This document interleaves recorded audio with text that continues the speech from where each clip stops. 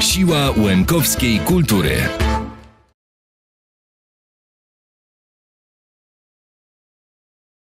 Dobry wieczór, dobry wieczór. Pan Siadzisz, że skorzystali z zaproszenia, przyszły serdecznie spotkanie z profesorem Bogdanem Halczaką. Przybliży nam dokumenty związane z akcją Wisła, jakie się nachodzi w archiwach Czech i Słowacji. Tak? A przy nachodzi zaprezentuje nową książkę, którą napisał. Jest to Dzieje Łemków od średniowiecza do współczesności.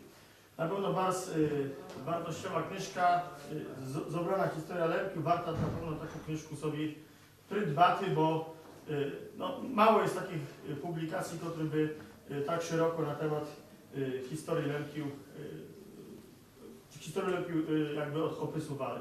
Także oddaję głos dla pana profesora. Дякую дуже. Дякую дуже.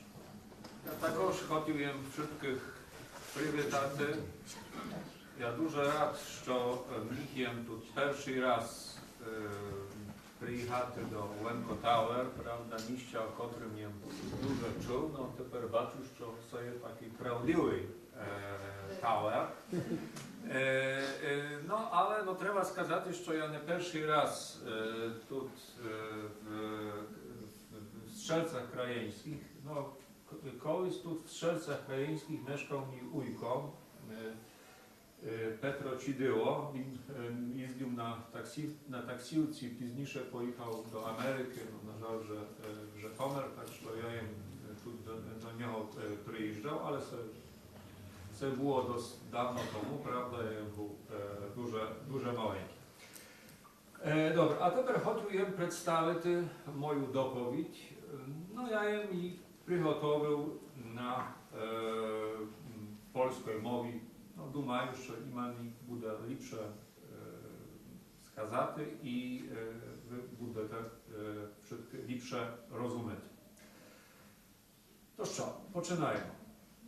Proszę Państwa, jednym z istotnych składników oficjalnej propagandy władz komunistycznych w Polsce po II wojnie światowej była mitologia wojny bieszczadzkiej związanej z wydarzeniami, które rozgrywały się w południowo-wschodniej części państwa polskiego w latach 1945-1947.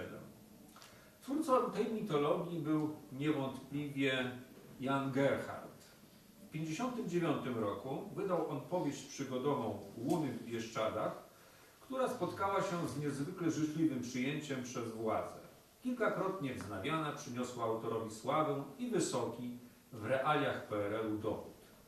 Na podstawie książki Gerharda w 1961 roku zrealizowany został przez Ewę i Czesława Petelskich film Ogniomistrz szkaleń. Książka i film uzupełniały się wzajemnie, tworząc sugestywny obraz sytuacji w południowo-wschodniej części państwa polskiego w latach 45-47, a zatem u zarania rządów komunistycznych w Polsce.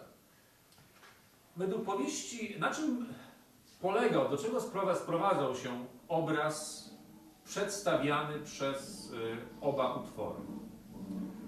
Sprowadzał się on do tego, że w tym górskim regionie trwała wojna pomiędzy bandami Ukraińskiej Powstańczej Armii, czyli UPA, oraz wojskiem polskim. Okrucieństwo band UPA przekraczało wszelkie granice. UPA była przy tym liczna i dobrze uzbrojona. Tej złowrogiej sile przeciwstawiali się dzielni żołnierze Wojska Polskiego. Byli nieliczni oczywiście i słabo uzbrojeni, jednak dzięki swej odwadze i pomysłowości skutecznie przeciwstawiali się bandytom. Wobec swych wrogów starali się postępować humanitarnie. Nigdy, nawet w najtrudniejszych sytuacjach, polskich żołnierzy nie opuszczał oczywiście dobry humor. Mówię to oczywiście o tej sytuacji przedstawionej przez Gerharda i prezentowanej w sławetnym filmie. Proszę Państwa, po upadku rządów komunistycznych w Polsce zarówno powieść, jak i film zostały porządnie skompromitowane. Przede wszystkim faktem takim, że one niezbyt dobrze traktowały polskie podziemie antykomunistyczne, czyli żołnierzy wyklętych. W związku z tym sama książka i film zostały też trochę wyklęte. Niemniej jednak wiele wskazuje, że mitologia stworzona przez Jana Gerharda i jego kontynuatorów przynajmniej w odniesieniu do kwestii ukraińskiej, nadal w pewien sposób funkcjonuje w obiegu społecznym. Otóż, proszę Państwa, w dotychczasowych wydanych w Polsce opracowaniach historycznych poświęconych wydarzeniom w południowo-wschodniej Polsce w latach 40. XX wieku w niewielkim stopniu wykorzystywane są źródła czechosłowackie. Tymczasem w archiwach słowackich i czeskich, Czechosłowacji już nie ma, można znaleźć wiele cennych informacji. Otóż, proszę Państwa, w latach 1945-1947 w południowo-wschodniej w Polsce, jakby nie było w bezpośrednim sąsiedztwie północno-wschodniej Słowacji, północno-wschodniej granicy Czechosłowacji, trwała wojna domowa. Władze czechosłowackie, pochłonięte własnymi problemami, początkowo nie zwracały większej uwagi na sytuację po polskiej stronie kordonu granicznego. Mieli własne kłopoty.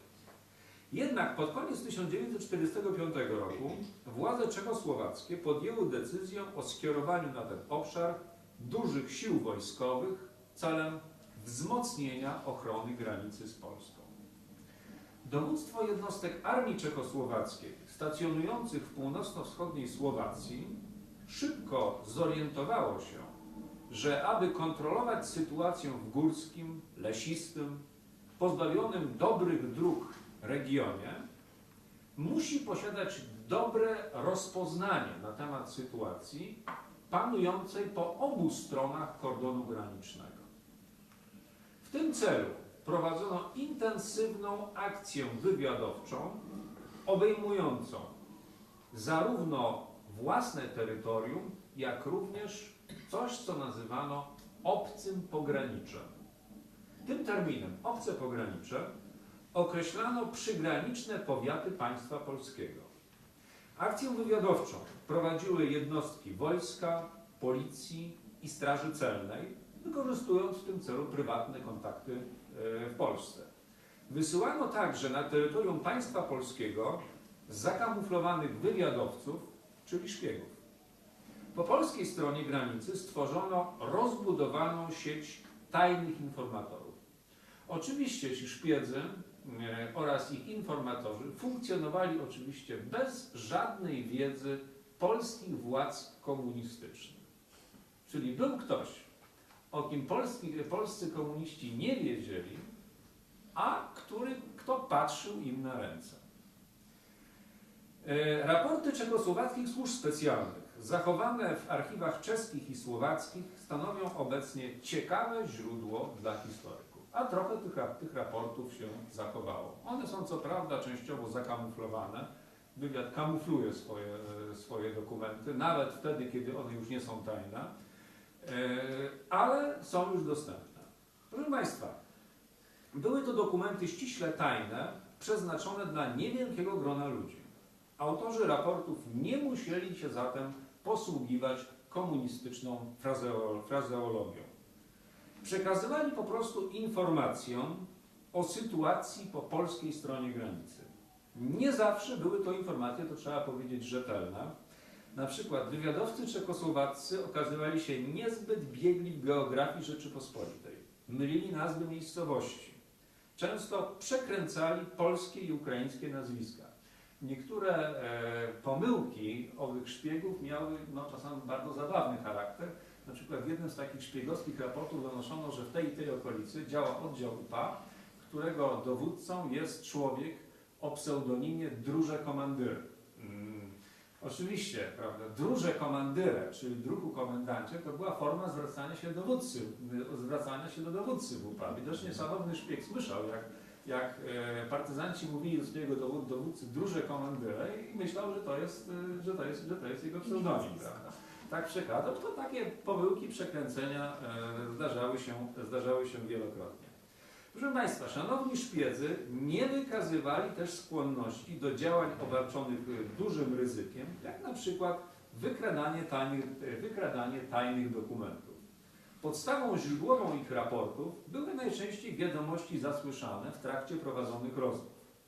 Proszę Państwa, to jest jednak normalne całkowicie w dokumentach wywiadowczych. Proszę Państwa, ten obraz szpiega, jaki przekazują jakieś tam filmy w rodzaju James Bond, czy tam Stawka większa niż życie, to jest oczywiście fikcja literacka. Proszę Państwa, szpieg nie jest wariatem, żeby się bawić w jakiegoś tam Jamesa Bonda.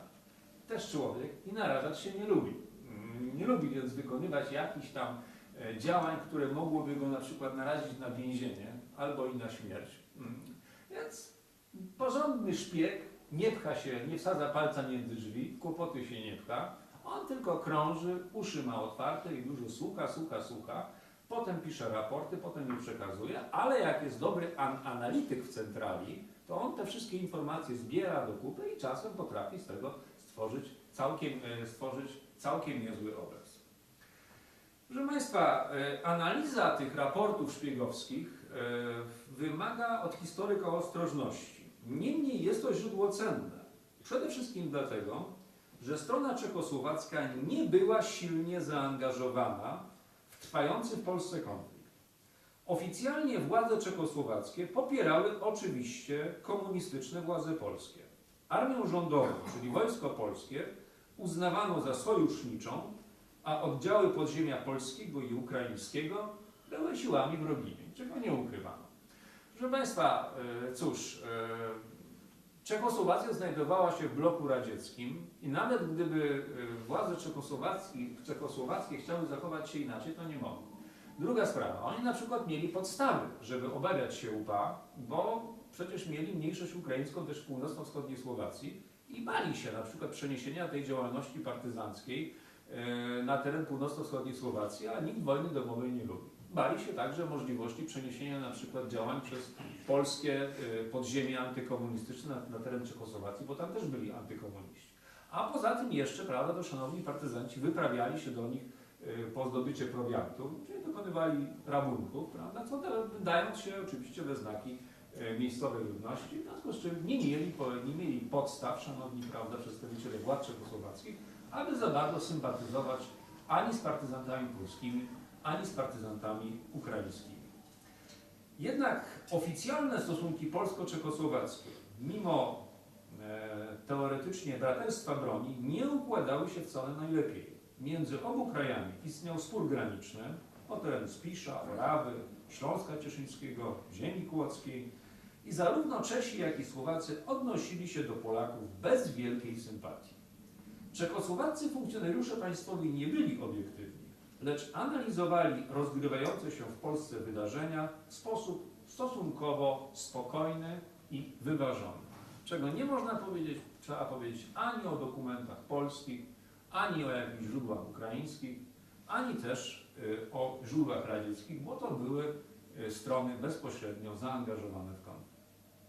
Proszę Państwa, szczególnie wiele uwagi czechosłowackie służby specjalne poświęcały Wojsku Polskiemu, określanemu najczęściej w sprawozdaniach mianem regularnej armii rządowej. Zresztą ciekawą, ale szanowni szpiedzy w swoich raportach unikali takiego stwierdzenia Wojsko Polskie, tylko pisali o regularnej armii rządowej. Dlaczego? Bo oni nie mieli wątpliwości, że tak naprawdę istnieją dwie armie polskie. Że istnieje armia antykomunistyczna, którą określali mianem Armii Krajowej najczęściej, ewentualnie Narodowych Sił Zbrojnych, i to też jest Wojsko Polskie. Z drugiej strony mamy to oficjalne Wojsko Polskie, i to polskie, w związku z czym wyróżniali Armię Krajową i regularną armię rządową. Natomiast takiego sformułowania Wojsko Polskie unikali. W Czechosłowacji zdawano sobie dobrze sprawę, że ta armia nie reprezentuje całego narodu polskiego. I to wielokrotnie podkreślano, że to jest armia rządowa.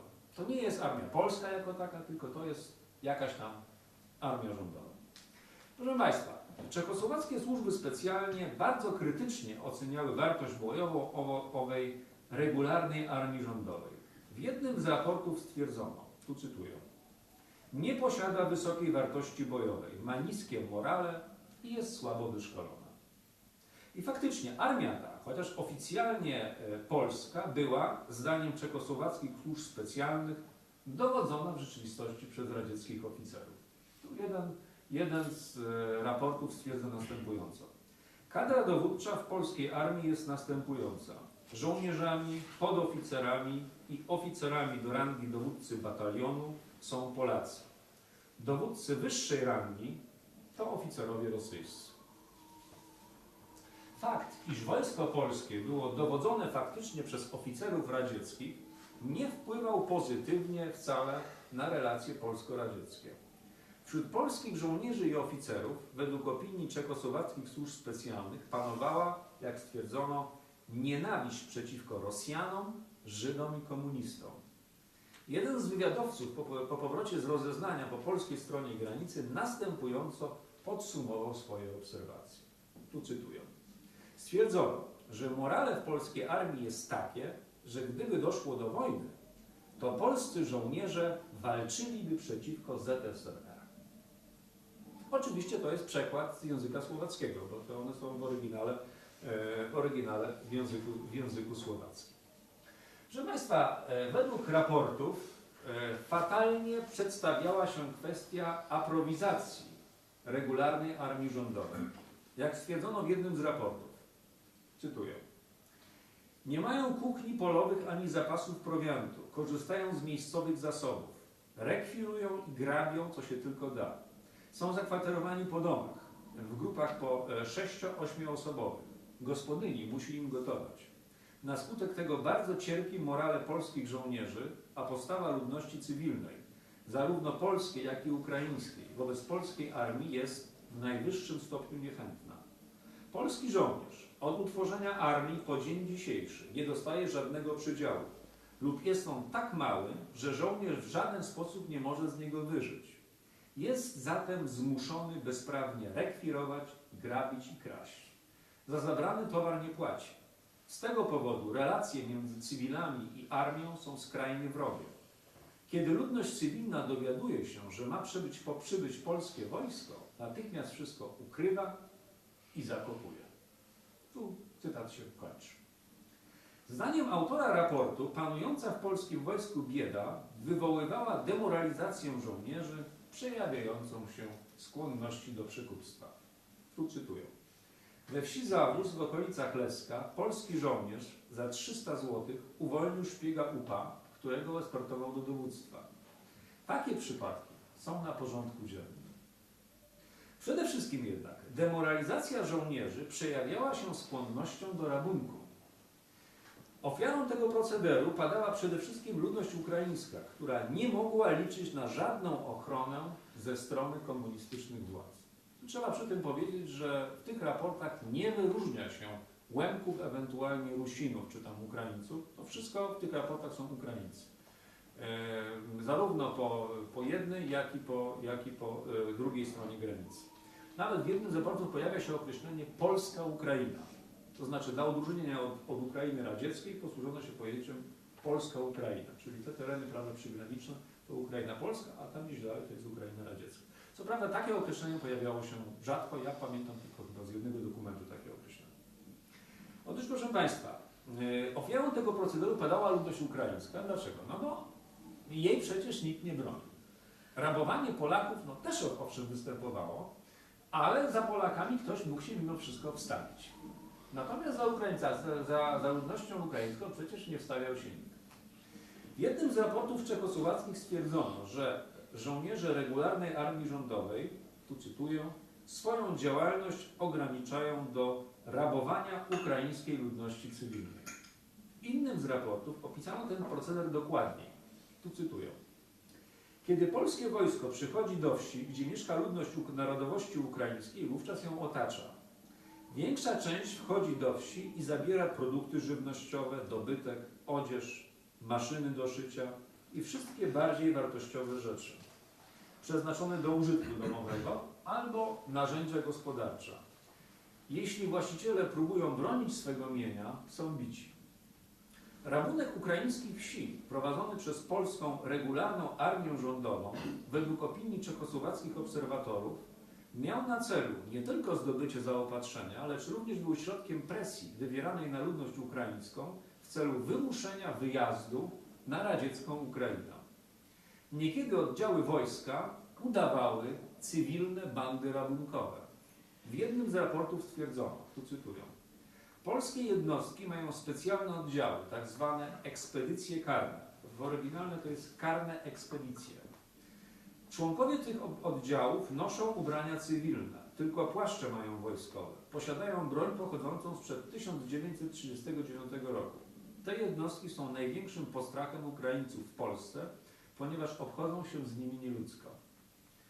Istnienie takich zakamuflowanych jednostek wojskowych potwierdza inny raport, który powstał niezależnie od dokumentu cytowanego wcześniej. Cytuję. W miejscowości Gorlice, 40 km od Bardejowa, znajduje się sztab jednostek karnego przeznaczenia, czyli tych, które przeprowadzają karne wyprawy przeciwko ludności ukraińskiej. W wymienionym mieście gromadzone są zrabowane rzeczy. Raport nie podaje, w jakim miejscu znajdował się magazyn, w którym oni gromadzili zrabowane w okolicznych wsiach łemkowskich rzeczy. No proszę Państwa, oczywiście dla ludzi, którzy wywodzą się z Łemkowszczyzny, nie jest to żadne odkrycie, że wojsko udawało bandy rabunkowe i dokonywało rabunków, ale do tej pory nie było to w żaden sposób oficjalnie potwierdzone. Oczywiście czechosłowaccy wywiadowcy jednoznacznie podkreślają istnienie takich przebierańców. Proszę Państwa, czechosłowaccy obserwatorzy informowali swych przełożonych, że wojsko polskie faktycznie nie prowadzi walki z polskim podziemiem antykomunistycznym, ponieważ większość żołnierzy mniej lub bardziej skrycie z tym podziemiem sympatyzuje. Jak stwierdzono w jednym z raportów o armii rządowej, cytuję, jej postawa wobec AK jest w większości dobra. W innym dokumencie zauważono, że słabe efekty walki prowadzonej z bandami przez wojsko polskie są następstwem faktu, iż na polskiego oficera silny wpływ wywierają członkowie tajnej siatki cywilnej AK i NSZ. W armii działa wielu członków band, szpiedzy, prowokatorzy, propagandziści. Ich działalność doprowadziła do tego, że wojsko oddaje często broń bez walki. Zresztą w tych raportach znalazłem przynajmniej kilka opisów sytuacji, kiedy to w bezpośrednim starciu żołnierze regularnej armii rządowej po prostu natychmiast poddawali się członkom podziemia, jeżeli tylko doszło do bezpośredniego kontaktu, co zresztą wykorzystywała oczywiście UPA, która podszywała się pod Armię Krajową, prawda? Jeżeli żołnierze stwierdzali, że mają do czynienia z takowcami, to się zaraz poddawali. I jeszcze oddawali im broń. Proszę Państwa, ale zdaniem czechosłowackich służb, tu jest taki przykład. W Birczy w powiecie Przemyśl w listopadzie 1945 roku w tamtejszych koszarach rządowi żołnierze zostali napadnięci przez silny oddział UPA. Kiedy UPA otworzyła ogień, polscy żołnierze zaczęli krzyczeć: nie strzelać, my sprzyjamy AK. Banda UPA ich rozbroiła, zrabowała magazyny, a dobytek zabrała. Wzięli do niewoli polskich żołnierzy wypuścili. Proszę Państwa, ale zdaniem czechosłowackich służb specjalnych także postawa żołnierzy polskiej armii rządowej wobec UPA nie zawsze nacechowana była wrogością. Tu cytuję. Ich zadaniem, czyli armii rządowej, jest utrzymanie porządku, zbrojne występowanie przeciwko banderowcom. Jednak głównym celem banderowców jest walka przeciwko ZSRR, a Polacy przecież nienawidzą Rosjan. Dlatego sympatyzują z banderowcami i nie występują przeciwko nim. W innym raporcie zauważono, że armia rządowa, tu cytuję, w trakcie działań bojowych przeciwko banderowcom jest mało zdecydowana. Niektórzy wojskowi sympatyzują z banderowcami. Jeden z czechosłowackich wywiadowców następująco scharakteryzował relacje pomiędzy UPA i garnizonem armii rządowej w miejscowości Cisna. W miejscowości Cisna żołnierze polskiej armii rządowej są otoczeni przez oddziały UPA. Nie występują przeciwko nim w żaden sposób. Banderowcy wchodzą swobodnie do wsi i utrzymują koleżeńskie stosunki z żołnierzami polskiej armii rządowej. Proszę Państwa, trzeba jednak powiedzieć, że w tych raportach zawarte są oczywiście także informacje o walkach i to czasami bardzo zaciętych, toczonych pomiędzy wojskiem polskim, czyli tą regularną armią rządową i UPA. Proszę Państwa, z kolei opisując relacje pomiędzy ukraińską ludnością cywilną i regularną armią rządową, funkcjonariusze czechosłowackich służb specjalnych zwracali uwagę na dużą bezwzględność polskich żołnierzy.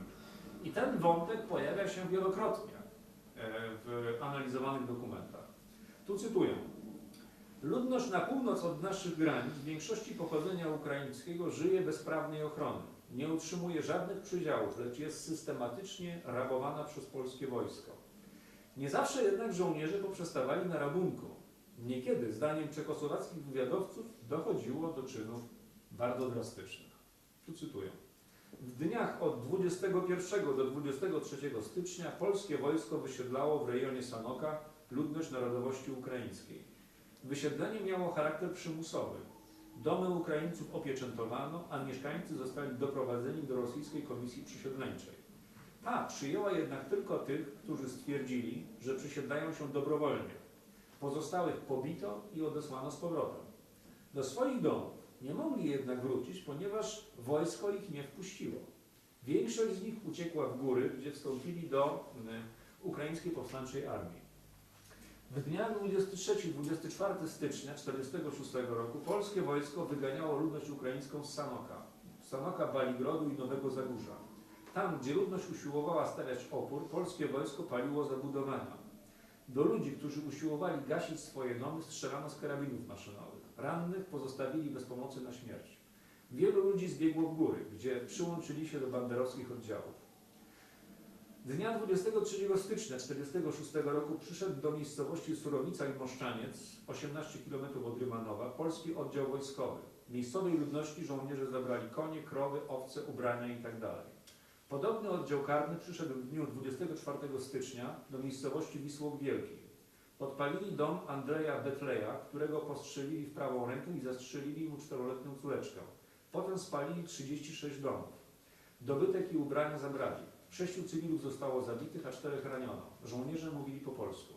Między nimi byli także cywile. Ten oddział przybył do miejscowości około godziny 10, a odszedł około 15. W dniach 24-25 stycznia 1946 roku została spalona miejscowość Karlików, 16 km od Sanoka. 30 cywilów zostało zabitych, a jeszcze więcej rannych. Miejscowość z wyjątkiem 2 domów zmieniła się w popiół. W innym sprawozdaniu stwierdzono, że polscy żołnierze dopuszczają się aktów przemocy, kradną i biją. Między wsią Radoszyce i Komeńcza zamordowano kobietę w wieku 16-17 lat. Miała wykłute oczy, twarz pokutą bagnetem, podrażnięte gardło i złamaną rękę. Mieszkańcy odnaleźli ją w 3 dni po wyjściu ze wsi. We wsi Radoszyce zabito 70-letniego mężczyznę. Miał głowę rozbitą kolbą karabinu i wybite zęby. Niektóre wsie spalono. Dnia 1 maja 1946 roku została spalona wieś Dołżyca. Spłonęły 42 chaty. Wieś Zawadka Morochowska została spalona już przed 2 miesiącami. Spłonęło około 60 chat, a 73 osoby zostały zabite. Po miesiącu znowu zabili we wsi 12 mężczyzn. Wreszcie 14 kwietnia zabili w tej wsi 10 osób. Wszyscy zabici byli narodowości ukraińskiej. Radoszyce podpalono 29 kwietnia 1946 roku. Spłonęło 25 chat. Wolę Michową podpalono dnia 5 maja 1946 roku, a wieś Mimowa, to prawdopodobnie Mików, także 5 maja 1946 roku. Spłonęło 60 chat. Z całej wsi pozostały prawdopodobnie 2 chaty. Proszę Państwa, podsumowując, trzeba stwierdzić, że obraz polskiej regularnej armii rządowej, która wyłania się z raportów czechosłowackich służb specjalnych, przypomina realia słynnej powieści Jarosława Haszka Przygody dobrego wojaka Szwejka, ale w polskim wydaniu.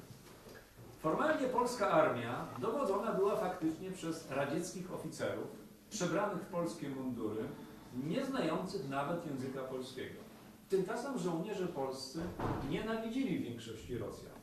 Z utęsknieniem oczekiwali na wybuch kolejnej wojny światowej, aby rozprawić się ze swoimi dowódcami. Z czego zresztą dowódcy też sobie zdawali sprawę.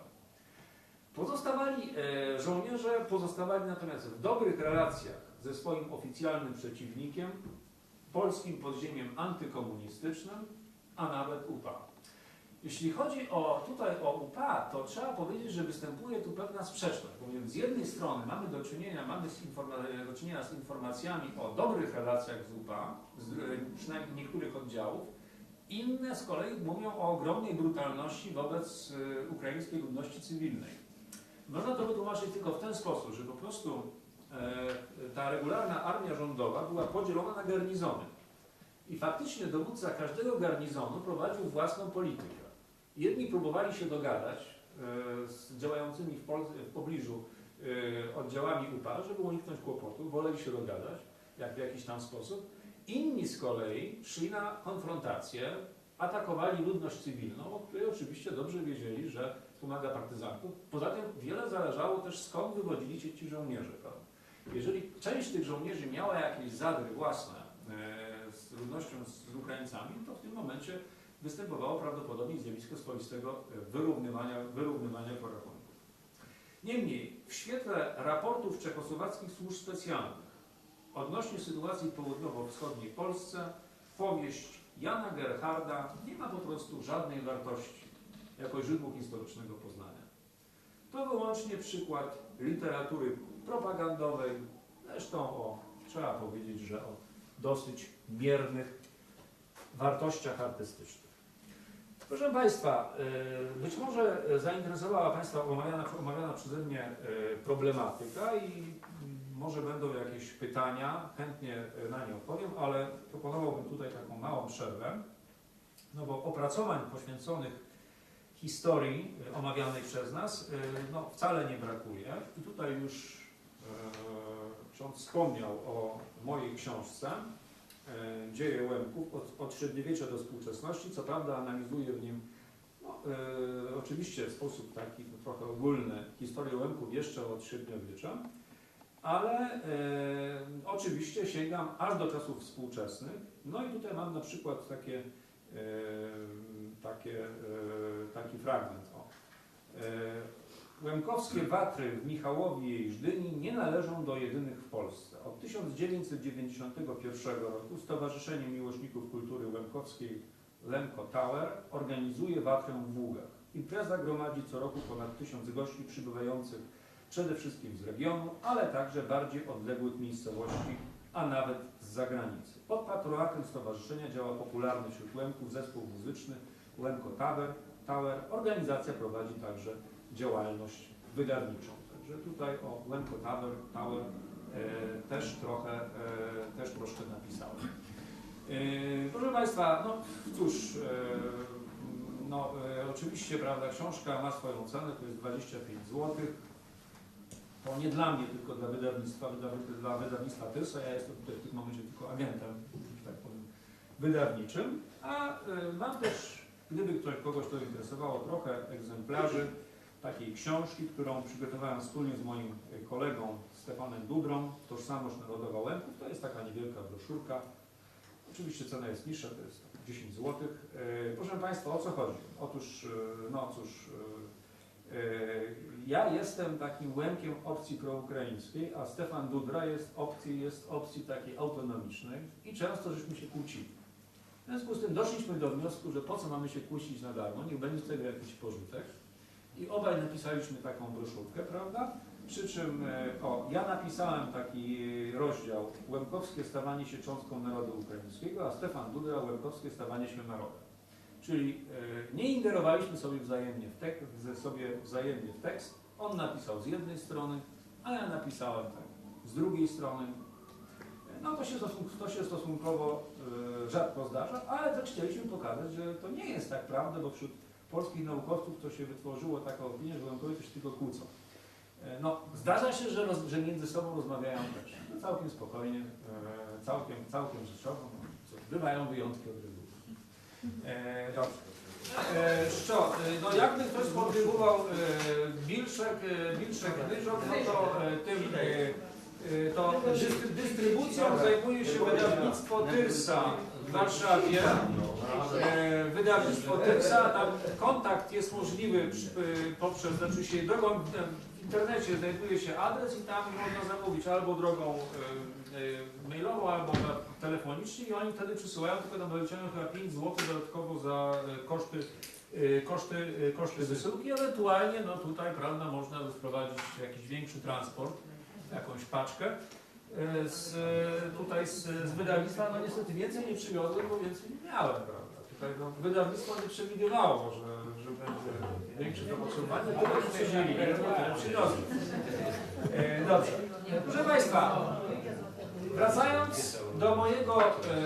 wracając tutaj do mojego tekstu, proszę Państwa, nie chciałbym, żeby Państwo odnieśli tutaj jakieś wrażenie, że ja tutaj no, uprawiam propagandę, że tam w tych tragicznych latach 45-46 czy tam 45-47, prawda, stroną no, najgorszą w tamtych rejonach była regularna armia rządowa, prawda, a inne strony, no to było wcielenie wszelkiego dobra, humanitaryzmu, uchwalaj Boże, tak nie było. Proszę Państwa, po prostu trwała wojna partyzancka. To były realia wojny partyzanckiej. No, problem polega na tym, że tutaj po prostu w społeczeństwie polskim dzięki, prawda, inicjatywie Jana Gerharda i jemu podobnych, no, został stworzony ewidentnie skrajnie zafałszowany obraz tych wydarzeń, prawda, no, który się gdzieś tam pokutuje, gdzieś tam się utrzymuje, a jeżeli się człowiek próbuje temu zaprzeczać, to od razu są protesty, a na jakich podstawach, a kto oskarża, prawda. Przynajmniej tutaj mamy jakieś źródło, jeśli chodzi o te dokumenty. Są jakieś źródła, które nie są ani polskie, ani mówię ukraińskie. To jest strona może nie neutralna, ale na pewno nieżyczliwa stronie ukraińskiej, walczącej stronie, prawda? Jeśli już to stronie polskiej, prawda?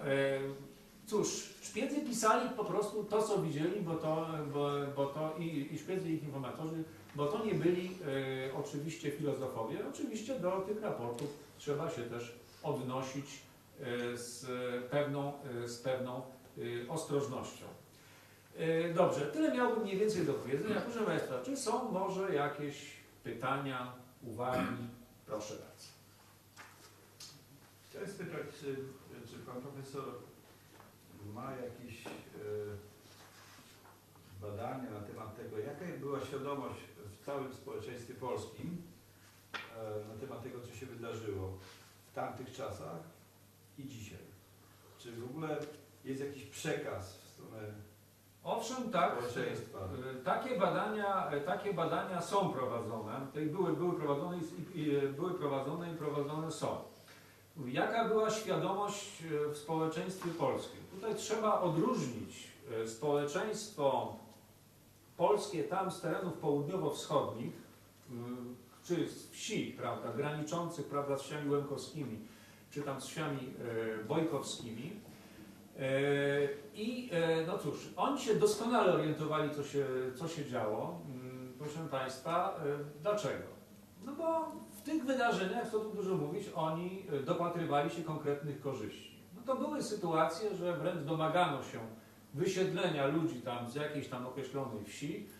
Dlaczego? No bo no formalnie, że istnieje zagrożenie, na przykład działalnością UPA, chociaż UPA nawet mogło nie być w ogóle, ale na przykład ktoś sobie ostrzył pazurki na jakieś chaty, prawda, na jakieś gospodarstwa, bo tu trzeba przyznać, że społeczeństwo zostało mocno rozpuszczone tymi akcją wyjazdów, trzeba powiedzieć wymuszonych, na radziecką Ukrainę. Kiedy no, trzeba powiedzieć, że większość, około 2/3 Łemków po prostu wyjechała w sposób mniej lub bardziej tam przymusowy na radziecką Ukrainę. I wtedy okazało się, że oni pozostawiali chaty, pozostawiali gospodarstwa, często dobrze zagospodarowane i oczywiście prowadzały się do nich rodziny polskie, prawda?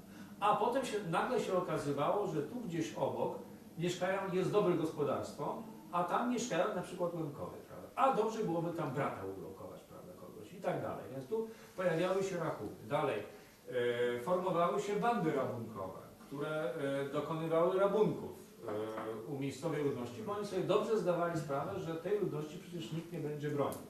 Że jeżeli ktoś może sprawić kłopoty, to partyzantka ukraińska, której znowu nie było aż tak wiele. Więc nie stanowiło to zagrożenia. Oczywiście nie wszyscy uczestniczyli w takich działaniach, to najczęściej jakieś lokalne rzezimieszki, ale trzeba też wziąć pod uwagę, że to było po długotrwałej wojnie. Ta ludność była mocno zdemoralizowana. I to też trzeba wziąć poprawkę. Druga sprawa to ludność z głębi kraju, ludność, która nie miała bezpośredniego kontaktu tutaj z ludnością ukraińską. Natomiast cóż, czy oni niczego nie wiedzieli?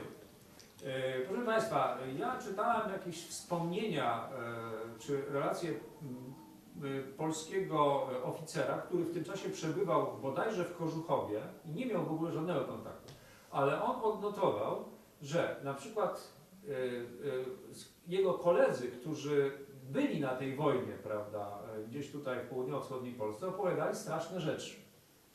Dalej, obserwował transporty. W pobliżu Kożuchowa jechały tam też osiedlano, obserwował transporty. No to mówi, że powiedział, że te transporty sprawiały straszny widok, prawda, że ten widok tych transportów był okropny.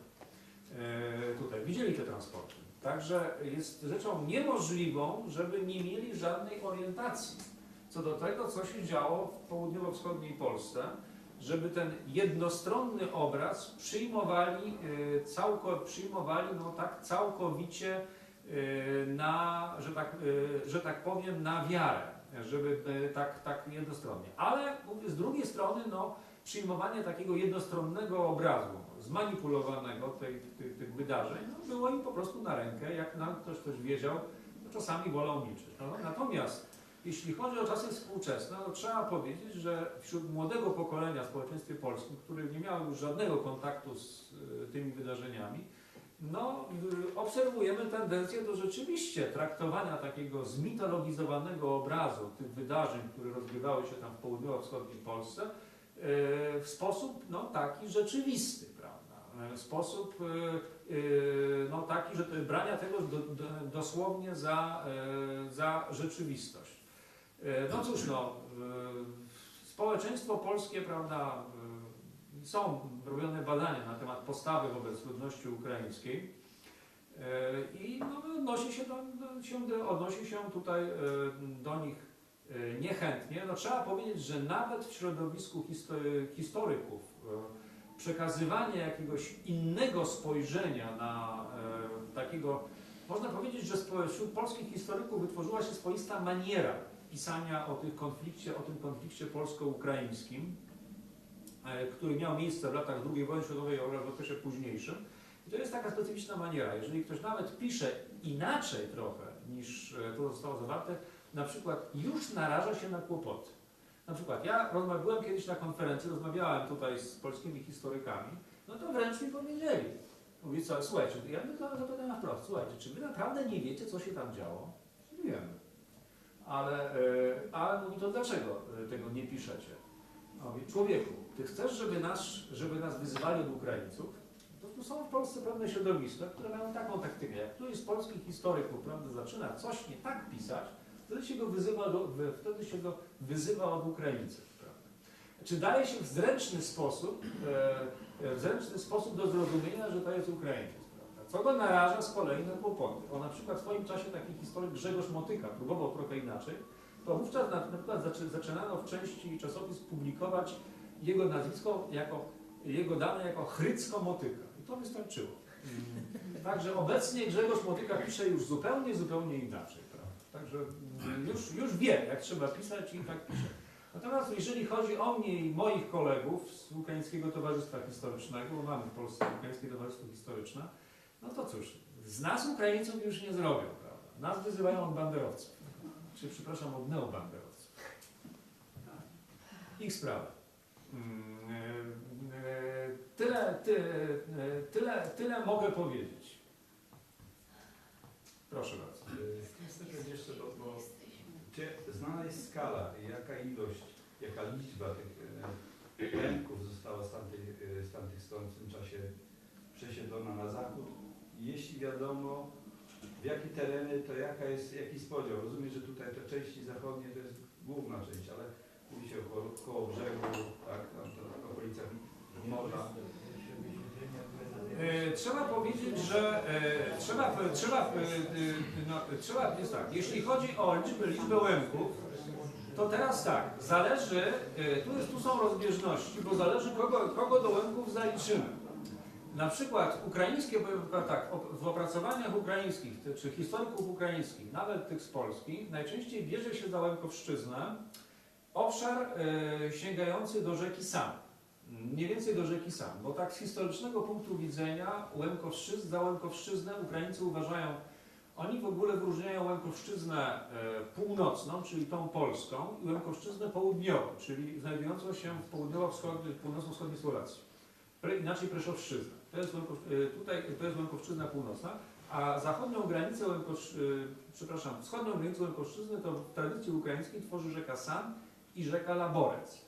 Problem tylko polega na tym, że ludność województwa powiatu sanockiego nie całkiem za Łęków się uważała, prawda, tu często miała więcej cech bojkowskich niż łękowskie, tu się wyróżnia. Natomiast Polacy uważają czy polscy badacze uważają w zasadzie za Łękowszczyznę mniej więcej obszar do wsi Komańcza, to jest ta rzeka taka, która przepływa no mniej więcej do Wielkiego Działu, do tak zwanego Wielkiego Działu, czyli faktycznie nie uznają po prostu powiatu sanockiego. Faktycznie to się granice powiatu sanockiego już polscy badacze nie zaliczają do Łękowszczyzny. Natomiast w niezależności od tego, generalnie uważa się, że około 2/3 Łęków z polskiej Łękowszczyzny, czyli Łękowszczyzny Północnej, zostało w różny sposób wysiedlonych na teren radiańskiej Ukrainy, prawda? Przy czym nie używamy tutaj określenia wyjazdy dobrowolne, bo naszym zdaniem to wyjazdy dobrowolne nie były. Uważamy, że w najlepszym wypadku ludzie ci zostali oszukani, zmanipulowani, a oszustwo i manipulactwo wykluczają dobrowolność. Poza tym część Łęków także na tej zasadzie zmanipulowana wyjechała też i ze Słowacji. Tam też były wyjazdy, ale znacznie mniejsze. Natomiast uważa się, że około 2/3 to radziecka Ukraina, około 1/3 to jest wyjazd na ziemię zachodnie i północne. Jeżeli chodzi o rozmieszczenie, to trzeba wziąć pod uwagę, że tutaj bardzo starano się podczas tego typu wyjazdów, tych przesiedleń, przemieszać ludność. Były specjalne instrukcje i w swoim czasie na przykład jeden z mieszkańców wsi Florynka spróbował podliczyć, dokąd została osiedlona ludność jego wsi, prawda? I to wyszło mu chyba na to, że coś w sumie dawnych mieszkańców wsi Florynka osiedlono w 30 wsiach. I to do tego jeszcze rozrzuconych na właściwie całym obszarze ziem zachodnich i północnych. A to była tylko jedna wieś. Niemniej jednak pewną tendencję można zauważyć. O co tu chodziło? Przede wszystkim pierwotnie trzeba powiedzieć, jeśli chodzi o akcję Wisła, to że dowództwo Wojska Polskiego, które było odpowiedzialne za przeprowadzenie tej akcji, zakładało, że to trochę śmieszne, ale że wysiedleniem zostanie objętych około 20 000 ludzi. Oni szacowali, że reszta ludzi już została wysiedlona gdzieś tam do Związku Radzieckiego. Tymczasem w rzeczywistości część się ukryła, część w jakiś sposób tam uniknęła wysiedlenia, a niektórzy wrócili. Więc w związku z czym oni byli bardzo zaskoczeni, kiedy nagle okazało się, że w sumie mają do wysiedlenia ponad 140 000 ludzi. W sumie okazało się, że oni łącznie wywieźli na ziemię zachodnie i północne ponad 140 000 ludzi. Zasada była taka, oni zaczynali od wschodu i kierowali ludzi do Prus Wschodnich, bo pierwotnie akcja Wisła miała obejmować Prusy Wschodnie. Ale w miarę, kiedy już te Prusy Wschodnie były nasycone, kiedy okazywało się, że tam już nie da rady osiedlać, to oni kierowali bardziej na zachód, na Pomorze. Pomorze Wschodnie, Pomorze Zachodnie, a kiedy już okazało się, że i tam nie da rady, no to wtedy, że już tam już jest teren nasycony, to oni w tym momencie sięgnęli też i po Wielkopolskę, czyli obecną ziemię lubuską, wtedy to była część Wielkopolski, i Dolny Śląsk. Pierwotnie nie planowano akcji osadniczej w ramach akcji Wisła w Wielkopolsce i na Dolnym Śląsku, czyli na Wielkopolsce, czyli na późniejszej ziemi lubuskiej. Problem polegał na tym, że ta ostatnia faza tej akcji Wisła zbiegła się akurat z momentem, kiedy już Prusy Wschodnie były nasycone, kiedy stopniowo już właściwie nasycone było Pomorze Zachodnie i w tym momencie duża część przynajmniej Łęków oni kierowali już w ostatniej fazie na Dolny Śląsk i na późniejszą ziemię lubuską, co jednak nie znaczy, że tu osiedlono tylko ludzi z Łękowszczyzny, bo starano się i tak przemieszać. Na Dolnym Śląsku osiedlono na przykład też i sporo ludzi z okolic Chełma Lubelskiego, tam też kierowano transporty. Natomiast specyfiką ziemi lubuskiej było to, że tutaj osiedlano przede wszystkim Łęków, ale z innych stron Z innych stron też się zdarzało, prawda? Też, bo mimo wszystko starano się jednak mieszać ludność, żeby ona żeby nie była w stanie jakby przewieźć tych swoich dawnych kontaktów. Więc z osadnictwem łemkowskim, z Łemkami mamy do czynienia. Ja spotykałem się osobiście z Łemkami i na Mazurach, prawda, i na Pomorzu. Na przykład jest ciekawa, w okolicach na przykład to jest tak. Na Pomorzu są takie dwie, jest powiat wałecki i powiat pilski. To na przykład powiat pilski, w powiecie pilskim osiedlono właściwie wyłącznie Łemków, natomiast w powiecie wałeckim osiedlono ludzi z innych stron. No tam też trochę było Łemków, ale mniej, prawda. Na przykład w powiecie wałeckim, to już jest właściwie Pomorze. Na Pomorzu spotykałem Łemków, także są oni rozszerzeni, prawda, z tym tylko, że jeżeli rodziny łemkowskie zostały rzucone, prawda, pomiędzy rodziny z innych regionów, to nie utrzymywały tak swojej specyfiki. Natomiast w tych regionach, jak Dolny Śląsk i ziemia lubuska, gdzie rzeczywiście doszło do dosyć dużych skupisk ludności łemkowskiej, ona prędzej utrzymała swoją specyfikę. Tyle mogę powiedzieć. Chcę też zapytać, bo ta propaganda komunistyczna cały czas nam wpajała, że jedynym powodem wysiedleń było to sprzyjanie tym bandom UPA. Czy tu jest trochę w tym prawdy? Czy chodziło tylko o to, żeby ten naród wynarodowić i po prostu zasiedlić tutaj ziemię odzyskane? Proszę Państwa, Ale jeszcze mamy drugie pytanie. Jeszcze jestem przy głosie. tak. Jak był spis narodowy? Jak my powinni określać swoją narodowość? Bo na przykład mój taki dobry kolega, on mi pomawiał, że jakim on jest Łemek, on jest Polakiem, on nie może inaczej podać, że jest narodowości do spisu łemkowskiej czy tam innej, że to mówi, nie ma takich ludzi. Dobrze, proszę Państwa, jeżeli chodzi o przyczynę wysiedlenia tutaj, to ten mit, że po prostu jest to związane ze wspieraniem, prawda, UPA przez rzeszoną ludność, no to proszę Państwa, to ja kiedyś, będąc w Sejmie w charakterze eksperta, w Komisji do Spraw Mniejszości Narodowych, bo akurat były obrady poświęcone akcji Wisła, bo tutaj ze strony jednego z posłów został wysunięty taki postulat, żeby tą akcję Wisła wreszcie jasno potępić. I w tej sprawie obradowała Komisja do Spraw Mniejszości Narodowych. Oczywiście przyszli, prawda, kochani kresowiacy z redaktorem Terleckim na czele, prawda, który jest ich bodajże jakimś głównym mózgiem. I teraz tak, ja między innymi zabierałem głos, no to powiedziałem im tak, że panowie, że wy, bo tam, że w polskiej propagandzie pojawiają się takie etapy, że polskie wojsko musiało wysiedlić Ukraińców, czy ludność ukraińską, ze względu na to, żeby pokonać UPA. Więc no, ja was proszę, panowie, żebyście nie obrażali wojska polskiego.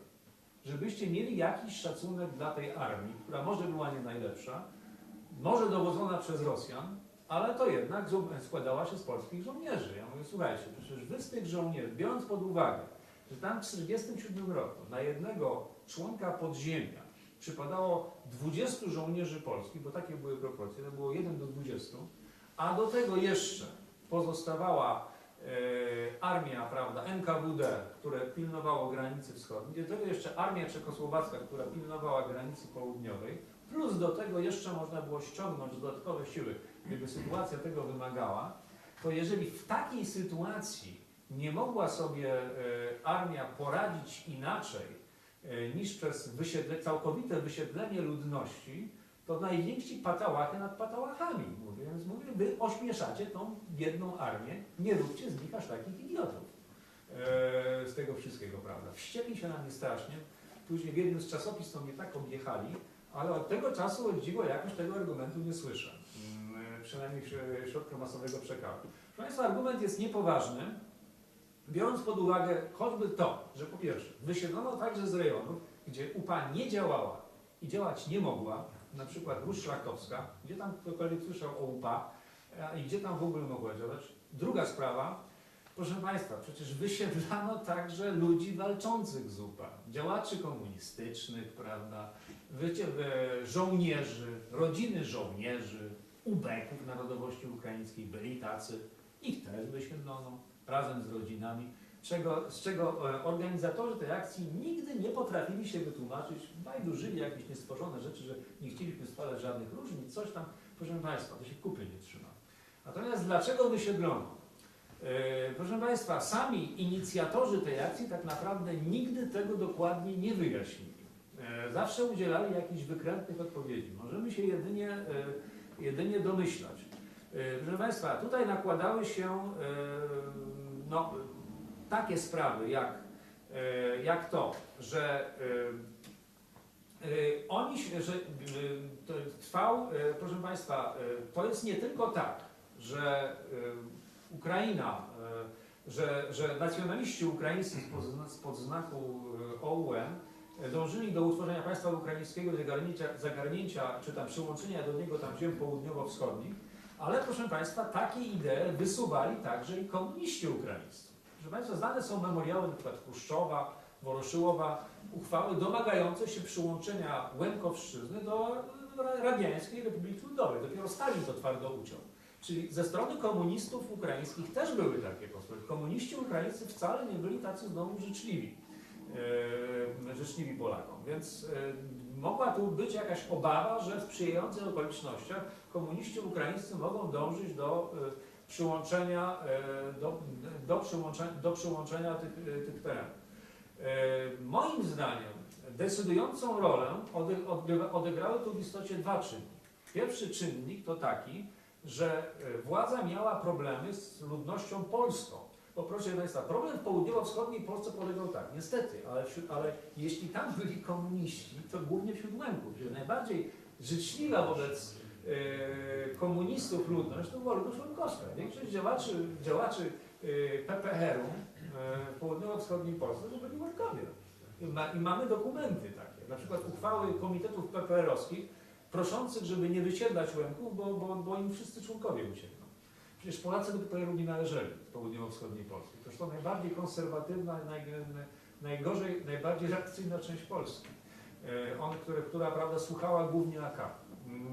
W związku z czym mieliśmy tutaj do czynienia z faktem, że władza komunistyczna musiała sobie jakoś tą miejscową ludność polską zjednać.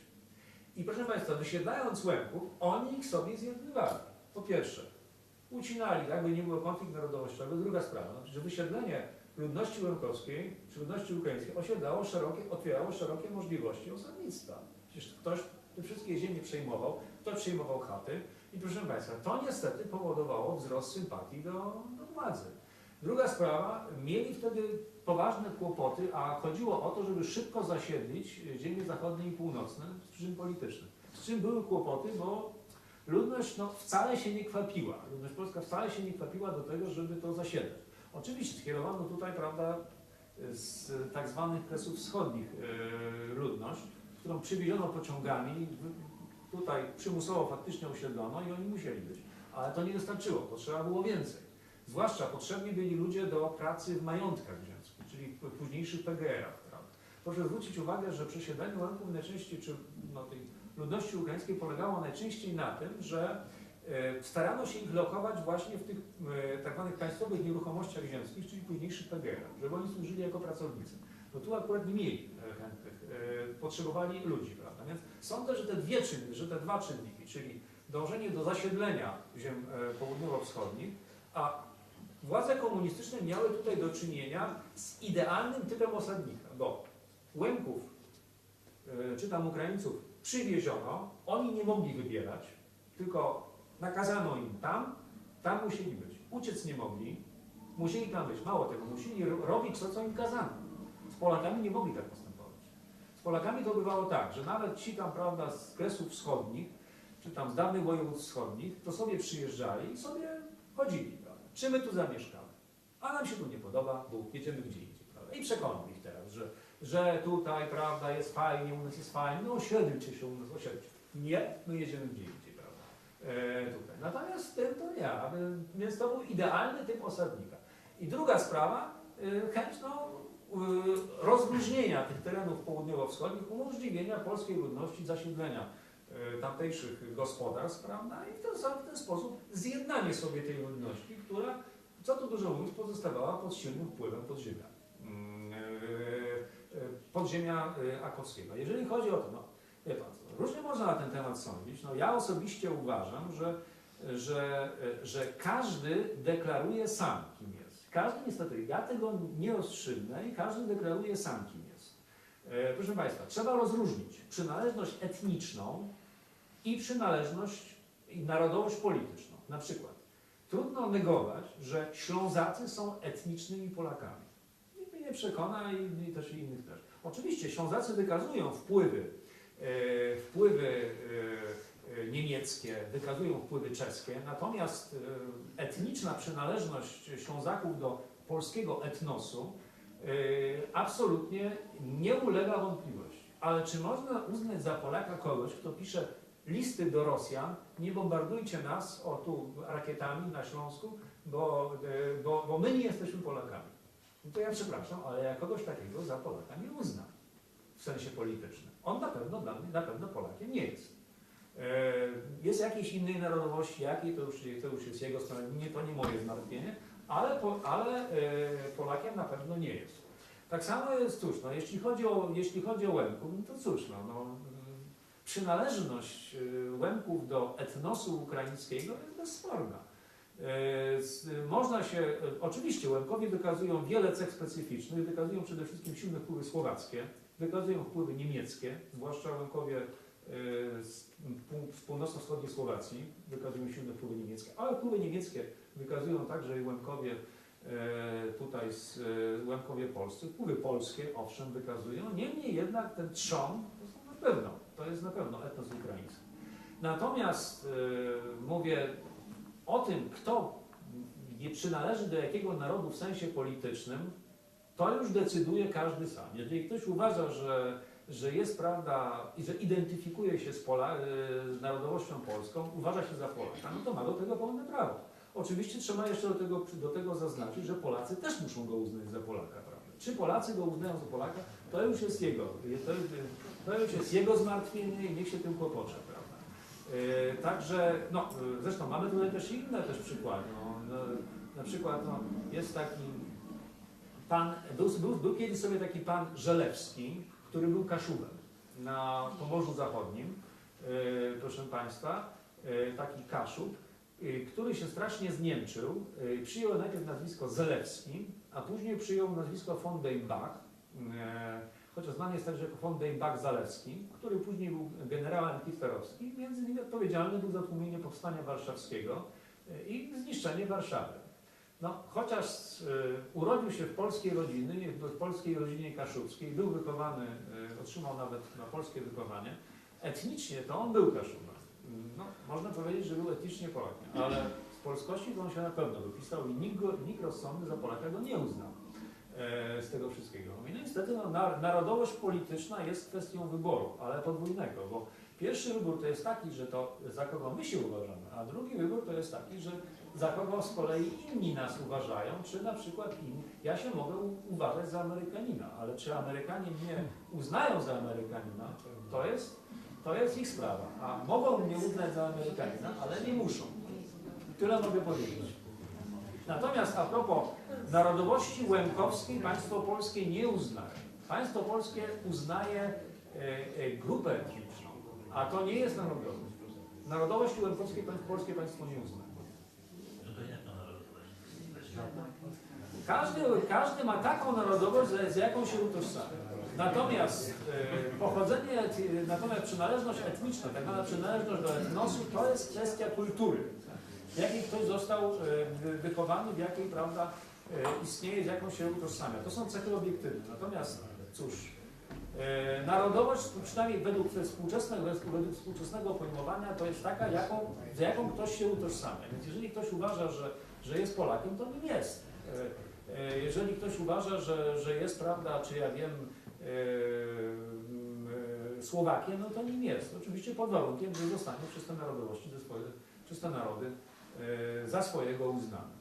Tyle mogę powiedzieć. Skoro w tej książce jest dzieje Łemków od średniowiecza do czasów współczesnych, no to znakiem tego, że ci Łemkowie istnieli. Owszem istnieli, chociaż Moim zdaniem narodowości nie można wybierać.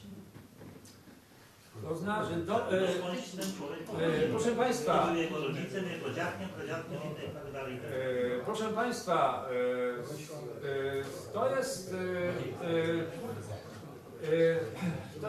proszę Państwa, po pierwsze, no tutaj weszliśmy na trudny temat. Po pierwsze, co to jest narodowość?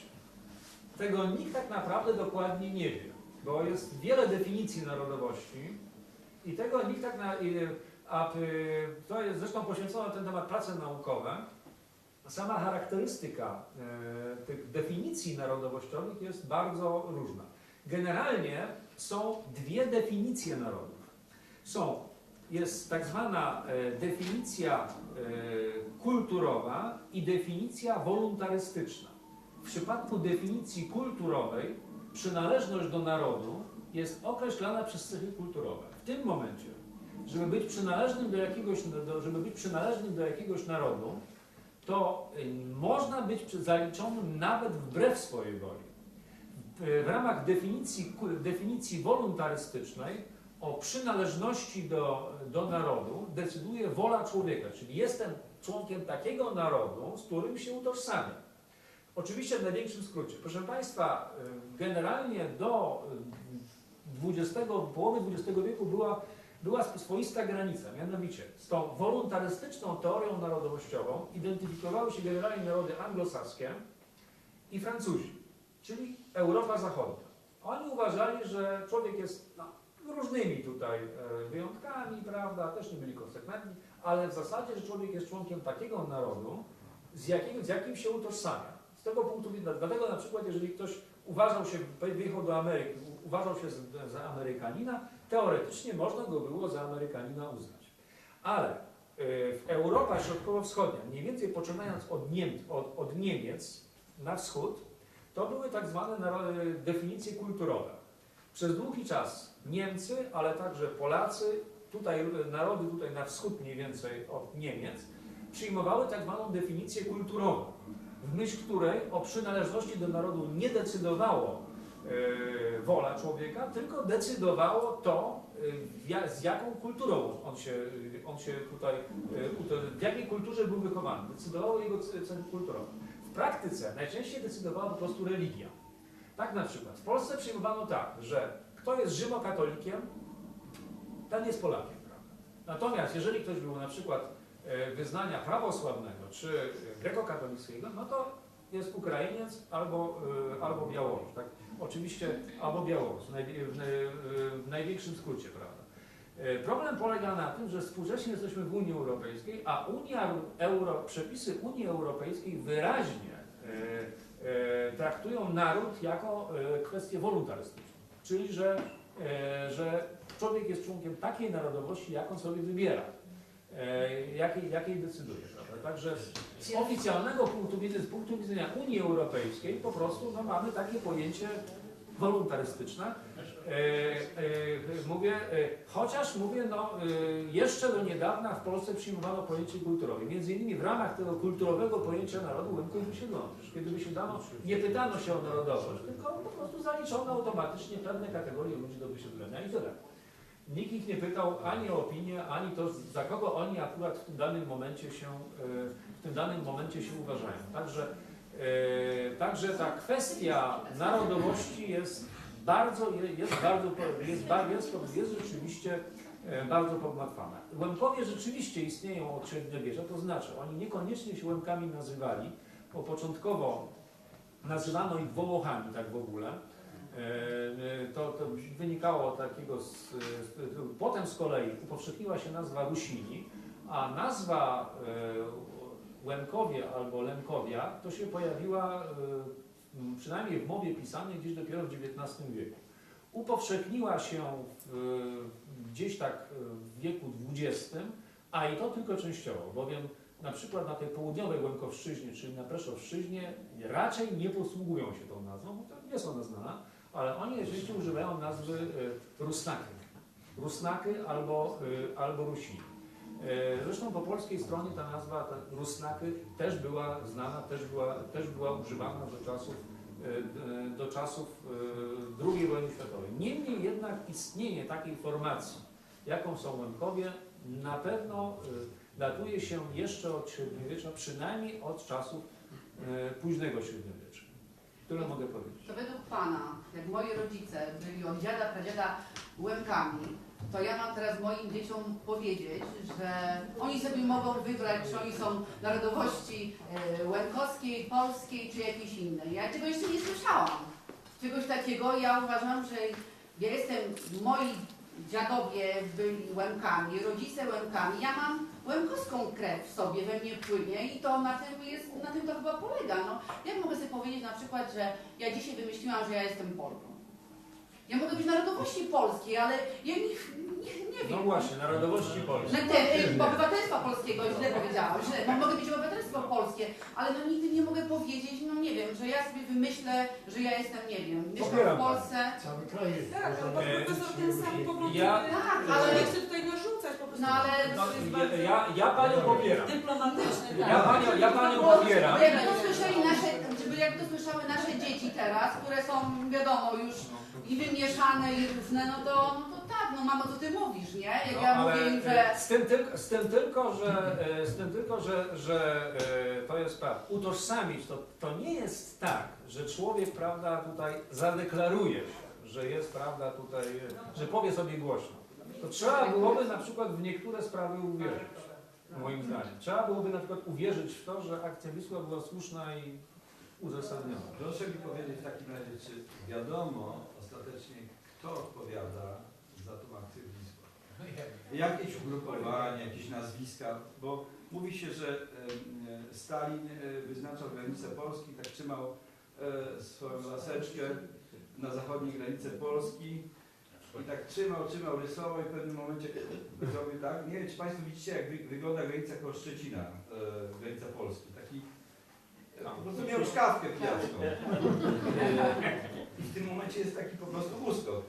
Czy to nie było czasem tak, że ktoś tam po prostu sobie obudził się rano i mówi, a wysiedlimy Łemków. Jak to było? Czy wiadomo, proszę Państwa, kto to o tym zdecydował? Z tym uskokiem koło granicy to nie było tak dosłownie, ponieważ tam sprawa była niejasna, granica nie była wytyczona i to szły ogromne starania ze strony polskich władz komunistycznych o ten Szczecin. Starano się, posuwano prezenty do Moskwy, do różnych ludzi. Oddziaływano na przykład na generała Żukowa, czy na marszałka Żukowa, który był bardzo wpływowy w tym czasie, żeby on tutaj załatwił ten Szczecin dla Polski i do tego jeszcze z tą częścią wyspy Uznam. Także to było efektem zakulisowych, ale bardzo, bardzo energicznych starań tutaj ze strony. Natomiast mówiąc, strona polska starała się o więcej, bo tutaj chodziło, proszę Państwa, na przykład zwróćmy uwagę na tą nazwę Ziemia Lubuska. O co tu chodziło? Po prostu w tym czasie polskie władze komunistyczne postulowały też, żeby do Polski przyłączyć nie tylko ziemię do Odry, ale też i za Odrą. Dlaczego? Bo ziemia lubuska, proszę Państwa, znajdowała się za Odrą. Lebus to jest Odra, czyli postulaty były dalsze i tutaj też szły starania, tyle tylko, że akurat one się nie powiodły. Także to trzeba. Natomiast jeśli chodzi o odpowiedzialność, to można określić. Proszę Państwa, no, decyzję o przeprowadzeniu akcji Wisła podjęło Biuro Polityczne Polskiej Partii Robotniczej, które sprawowało rząd. W praktyce była to decyzja, i znamy nazwiska tych ludzi, to byli konkretni ludzie, przy czym w praktyce decydującą rolę odgrywało dwóch. To byli Bierut i Berman, Jakub Berman. Bierut był prezydentem, prawda? Natomiast Jakub Berman odpowiadał za bezpiekę. Faktycznie oni dwaj współrządzili z ramienia Moskwy, prawda? Więc taka akcja musiała mieć ich akceptację. Bieruta i Bermana. Bez zgody Bieruta i Bermana nic właściwie zrobić nie było można. Oni obaj zgodę wyrazili. Natomiast jeśli chodzi o stronę, odpowiedzialność strony radzieckiej, to tutaj jest taka sytuacja, że owszem ze strony części polskich historyków wysuwa się takie twierdzenia, że akcja Wisła została przeprowadzona pod naciskiem władz komunistycznych, władz radzieckich, ale nie ma żadnych źródeł potwierdzających tego typu naciski.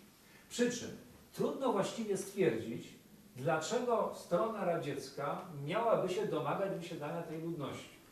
Biorąc pod uwagę, że na miejsce wysiedlonej ludności ukraińskiej natychmiast nadeszliby Polacy i nadeszli Polacy. Czy ci Polacy kochali Związek Radziecki?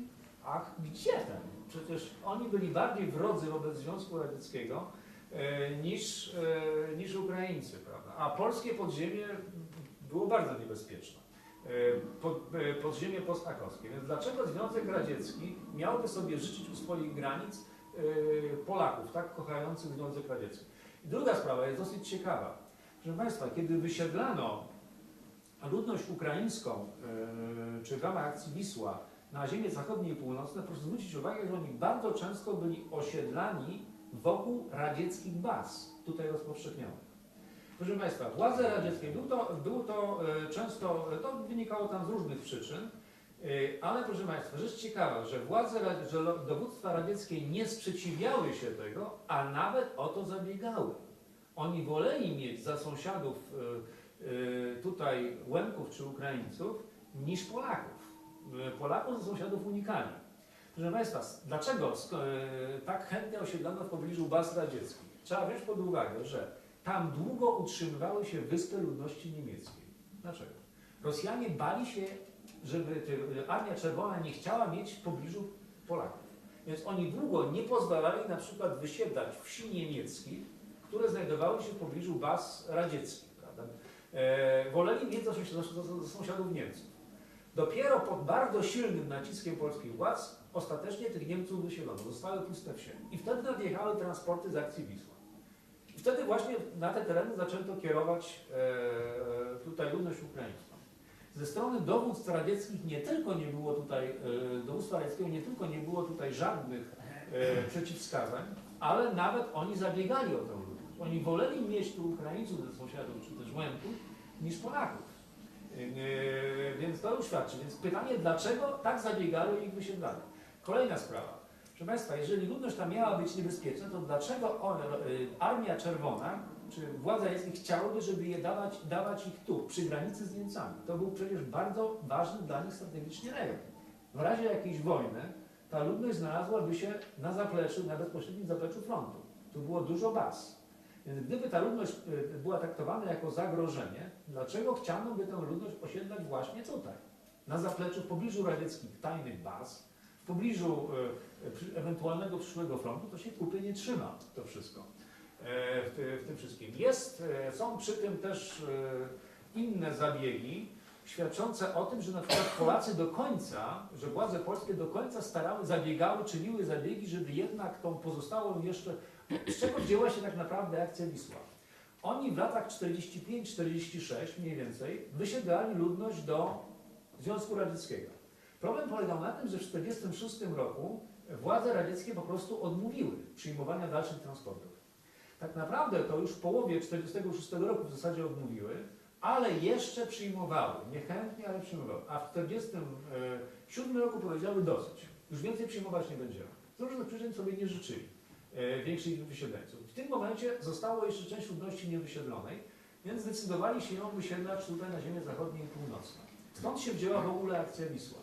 Natomiast do końca czynili zabiegi o to, żeby tę ludność jednak wysiedlić tam gdzieś na radziecką Ukrainę. Czemu zresztą władze radzieckie się sprzeciwiały? Więc jeżeli polskie władze komunistyczne takie starania czyniły, to oznacza, że nie było bezpośrednich nacisków, bo inaczej jaki to miałoby sens? Gdyby tam władze radzieckie im mówiły, słuchajcie, wysiedlajcie tę ludność gdzieś tutaj na ziemi zachodniej i północnej. Niemniej jednak, proszę Państwa, oni na przeprowadzenie takiej akcji musieli mieć zgodę władz radzieckich. Zależność Polski czy polskich władz komunistycznych od Związku Radzieckiego była za duża, żeby mogliby taką akcję przeprowadzić bez zgody Związku Radzieckiego. Więc tak, procedura była mniej więcej taka. że najpierw biuro polityczne, zresztą po śmierci Świerczewskiego, podjęło decyzję o dokonaniu wysiedlenia, o przeprowadzeniu akcji wysiedleńczej.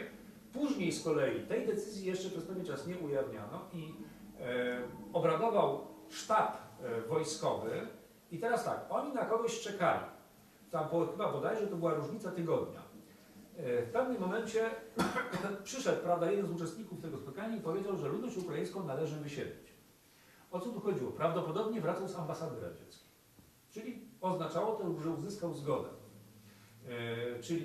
Czyli z tego punktu widzenia państwo radzieckie ponosi współodpowiedzialność za tą akcję, bo oni musieli wyrazić zgodę na to. Natomiast mówię, nie ma podstaw do tego, żeby twierdzić, że akcję Wisła przeprowadzono pod jakimś przymusem, czy pod bezpośrednim naciskiem władz radzieckich. Chodzi ze względu na to, że władze radzieckie nie miały podstaw, aby akurat domagać się, nie miały na dobrą sprawę powodu, żeby domagać się wysiedlenia tej ludności. Przy okazji jeszcze jedno pytanie, bo rodziny były podzielone, powiedzmy, między granicą polską, słowacką. Tak. Czy stronę słowacką również w tej akcji Wisła wysiedlono? Raczej nie, tak? To jest tak, że tam była taka sytuacja, że Czechosłowacja podpisała umowę o wymianie ludności. Identyczną umowę, jak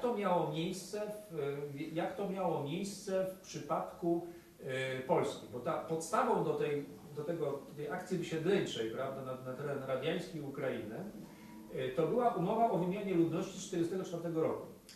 Czechosłowacja taką umowę też podpisała. Na mocy tej umowy, na przykład ci Czesi z Wołynia, bo tam było całkiem sporo Czechów na Wołyniu, mogli powrócić do Czechosłowacji, natomiast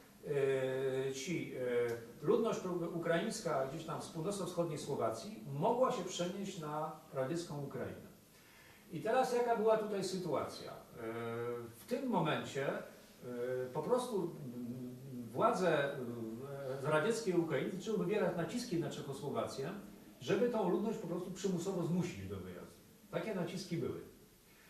Ale rzecz ciekawa, że komuniści czechosłowaccy odmówili tego. Powiedzieli, że to nie jest ich sprawa. Co prawda tam pojawiały się takie głosy, żeby tam tą ludność jednak tutaj zmusić do wyjazdu, ale generalnie oni stwierdzili, że sobie rąk paprać nie będą. I zajęli taką postawę neutralną. To znaczy, jak wy chcecie ich namawiać do wyjazdu, to wy sobie ich namawiacie. A my nie będziemy tu nic robić. Nie? Finał był taki więc, że przysłali agitatorów, to byli głównie oficerowie radziecki, którzy chodzili od wsi do wsi i agitowali jak wściekli. Żeby tam ludzie wyjeżdżali na radziecką Ukrainę, oczywiście obiecując kompletne banialuki, opowiadając totalne bzdury. No, po prostu, Kiełbasy wiszące na płotach. tak, płoty kobasami chorożene, prawda, i tym podobne rzeczy. Proszę Państwa, ogólnie jak się, akurat w Czechosłowacji, czy na Słowacji, przepraszam, to obliczyli, to tam było gdzieś około 150 tysięcy ludności takiej, no, tej etnicznie ukraińskiej, to z czego do wyjazdu udało im się nakłonić około 14 tysięcy ludzi. Oni wyjechali głównie na Wołyń i tam zostali osiedleni na Wołyniu. Oczywiście szybko zrozumieli, że zostali podle oszukani, próbowali wrócić, ale już nie mogli.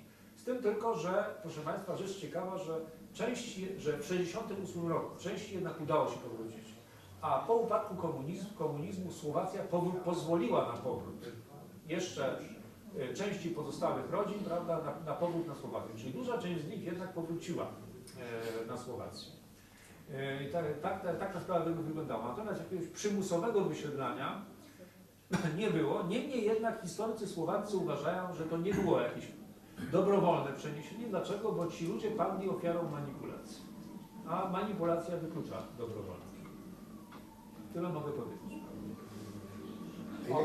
A może teraz Pan. Jak to wygląda? Jakie my mamy, czy w ogóle mamy jakieś szanse na jakieś rekompensaty za te nasze pozostawione, za naszych rodziców pozostawione domy, pola? Oddają przecież Kościołowi, oddają Żydom, oddają innym. majątki, a my to staraliśmy się kiedyś, no i to nie wyszło. Czy jakieś możliwości, jakieś szanse byłyby tutaj, czy można w ogóle rozpocząć działanie? Proszę Państwa, jeżeli chodzi, od razu muszę powiedzieć, że środowisko ukraińskie w Polsce jest za słabe, żeby w jakikolwiek sposób wymusić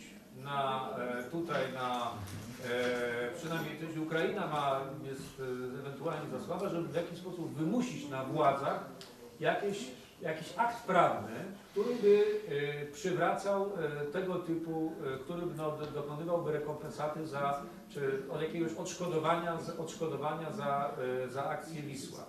Więc to rzeczywiście jest, proszę Państwa, w Sejmie póki co jest tylko Myron Sycz, a kiedy Myron Sycz zaczął trochę za głośno mówić o tym tutaj o akcji Wisła, no to go po prostu urządzono przeciwko niemu medialną nagonkę, Państwo wiedzą, prawda, i mu się oberwało porządnie, a głównie dlatego, że trochę za głośno mówił. Więc po prostu nie ma takiej możliwości. Natomiast mówię, odszkodowania o tyle, czy tutaj rekompensaty o tyle, o ile sobie tutaj człowiek wyprocesuje, ale z tym bywa ciężko, bo na przykład moja rodzina w Brunarach, proszę Państwa, odkryła, że las, który należał kiedyś do naszej rodziny, był przejęty przez nadleśnictwo Łosie. Proszę Państwa, nadleśnictwo Łosie było tak leniwe, że nie zmieniło księgi notarialnej.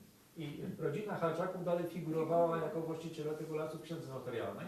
Oczywiście, prawda, a ponieważ Halczakowie mieszkają w Brunarach, no wysunęli Ale tutaj... już teraz w tych... Proszę Państwa, to było 10 lat temu. I Skarb Państwa nie był właścicielem tam wpisany, czy Nie. tylko w Nie, starych księgach wieczystych? Nie jest żaden.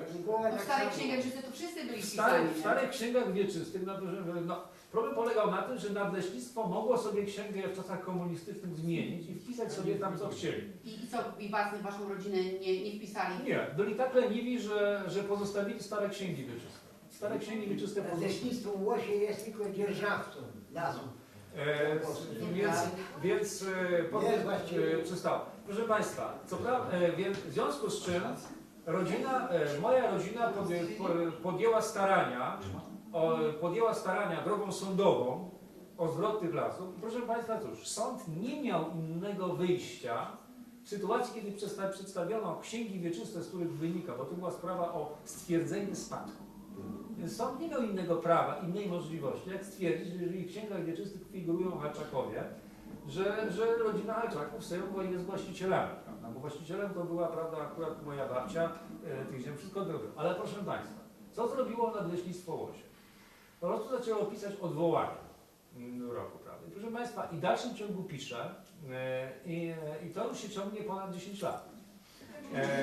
Ciągle, prawda, odwołują się do kolejnej instancji, do kolejnej, a te 2,5 hektara lasu zostało już właściwie wycięte w międzyczasie.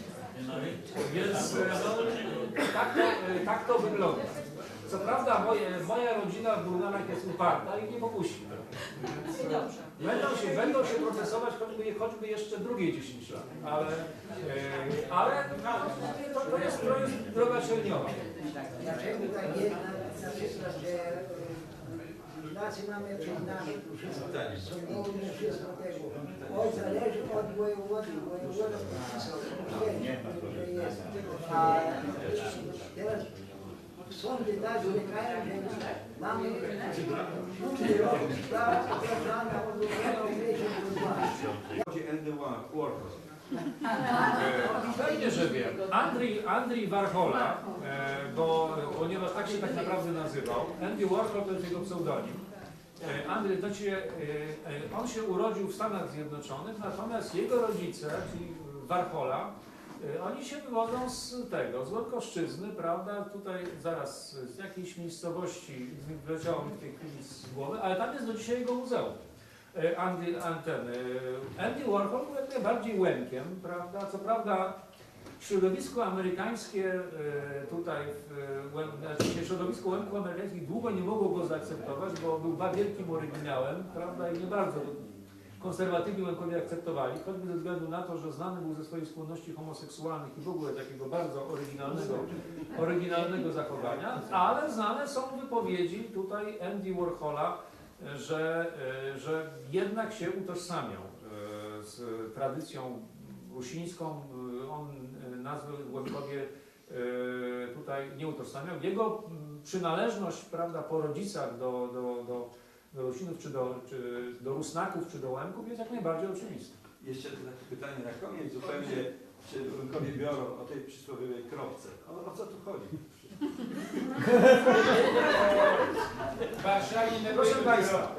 Proszę Państwa, to jest tak, że Łemkowie dobrze się znali na alkoholu.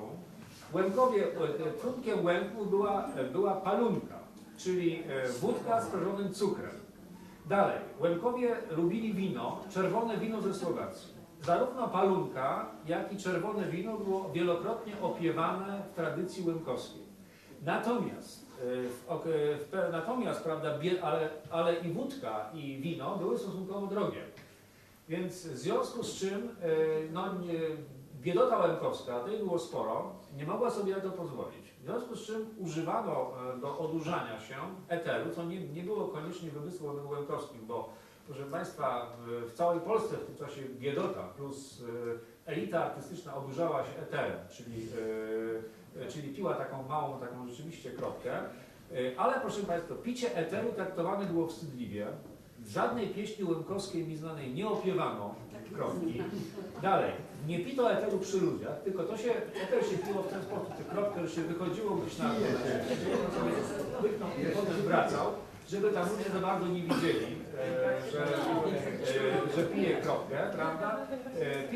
Picie kropki było traktowane dosyć wstydliwie. Przy czym trzeba powiedzieć, to się wzięło też i stąd, że pierwotnie kropka była używana jako lekarstwo. Lekarstwo na dolegliwości przewodu pokarmowego. Jest stary jako...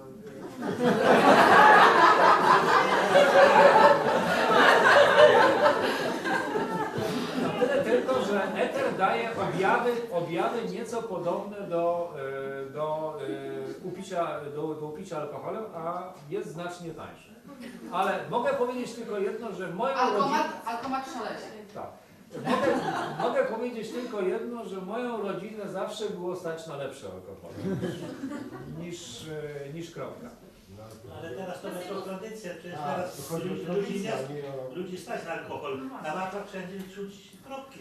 Ale to jest, proszę Państwa, to jest jakaś pomyłka. Po pierwsze, nie tylko Łemkowie pili kropkę, ale nawet wystarczy poczytać literaturę z okresu. Akurat w okresie międzywojennym picie kropki rzeczywiście dużo wzrosło, ale to było po prostu spowodowane tym, że ludzie zbiednieli. Co tu dużo mówić, Łemkom się w II Rzeczypospolitej aż tak znowu z różnych przyczyn najlepiej nie wiodło, dużo ludzi zbiedniało. W związku z czym popijali tą kropkę, ale proszę Państwa, kropkę pito też i w polskich miejscowościach, i to i w miastach. Biedota piła, tą kropkę sobie popijała. Kropkę popijała bracia artystyczna, artyści, prawda, bo biedni byli też. A czymś się musieli przecież upić jak to artyści. W związku z czym to jest nie tylko specyfika łemkowska. Natomiast mówię, tą, proszę Państwa, tą ideologię, że kropka to jest element tradycji łemkowskiej, to ukuli, prawda, polscy etnografowie, na przykład Reinfuss, którzy obserwując przypadki picia kropki, stwierdzili, że to jest łemkowska tradycja. Mówi, w rzeczywistości to po prostu było spowodowane ubożeniem tej ludności. Natomiast, mówię, tradycja łemkowska to jest czerwone wino. Ile jest pięknych pieśni łemkowskich opiewających czerwone wino słowackie, prawda, nie? Czy ewentualnie palunka. Więc to i tyle jest dużo, natomiast kropki nie. A i proszę Państwa, jeżeli uważamy to za cząstkę łemkowskiej tradycji, to powiedzmy sobie szczerze, że Łemkowie popijali też derewlankę. Czyli co? Denaturat. To jakby co, to uznajemy i denaturat za cząstkę tradycji, ale ja się już na to nie wierzę. Były przypadki. To się nazywało derewlanka. Bywali to. Kropka jest droższa od samochodu. jak ludzie nie mieli pieniędzy, to samochód pędzili, a nie dlatego kropkę pili, ja uważam. Kropka była tania, bo przywozili w dużych ilościach ze Słowacji. Akurat w Czechosłowacji ona była tania. A teraz skąd przywożą, to ja nie wiem. Ale nie polecam. Może też ze Słowacji. To dziękujemy w takim razie.